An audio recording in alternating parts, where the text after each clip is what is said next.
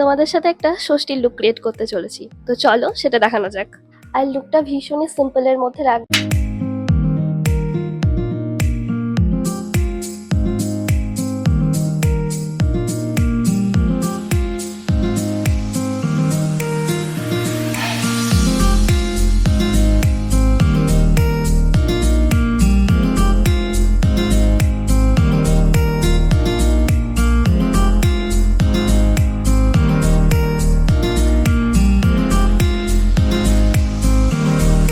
তো আমার চোখে ভীষণই ডার্ক সার্কেল আছে, তার জন্য একটু ডার্ক সার্কেলগুলো আমি হাইড করার চেষ্টা করব।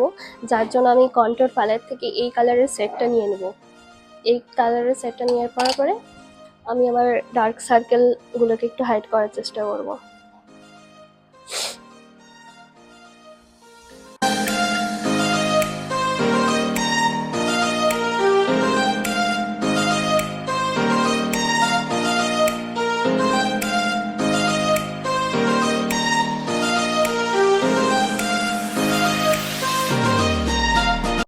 Ending done.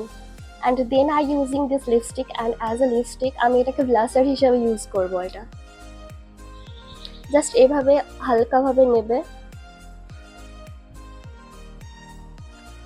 একটু বেশি হয়ে গেল আমার।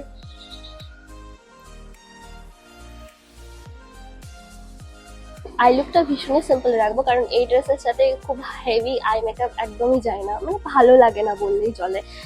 তো আমি আই মেকআপের জন্য জাস্ট এই সেটটা ইউজ করব। এরকম একটা জাস্ট নর্মাল একটা সেট নেবে, মানে বেশি ডার্ক বা বেশি ডিপ করার কোনো দরকার নেই, জাস্ট লাইটের মধ্যে রাখবে, তাহলে বেশি ভালো লাগে।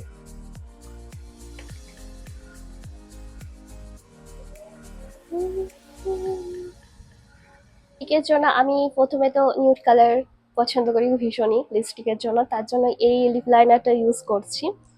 আর এই লিপ লাইনারটা রিসেন্টলি আমি এটা পারচেস করেছি।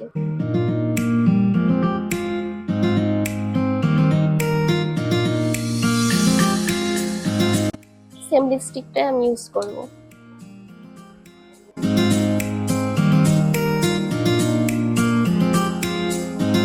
মাস্কারাটা, আর এই মাস্কারাটা আমার কি হলো ভীষণই একটা ফেভারিট মাস্কারা, যেটা আমি মোস্ট অফ দ্য টাইমস এটা ইউজ করে থাকি।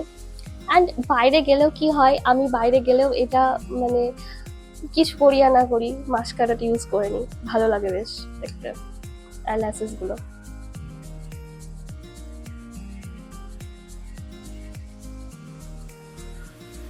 Yes, this is the final look.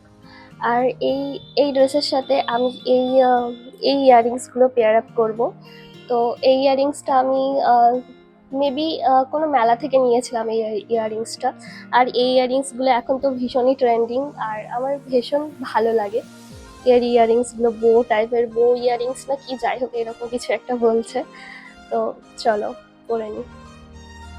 Done, and this is my final look. কেমন লাগছে কমেন্টে জানিও। বাই।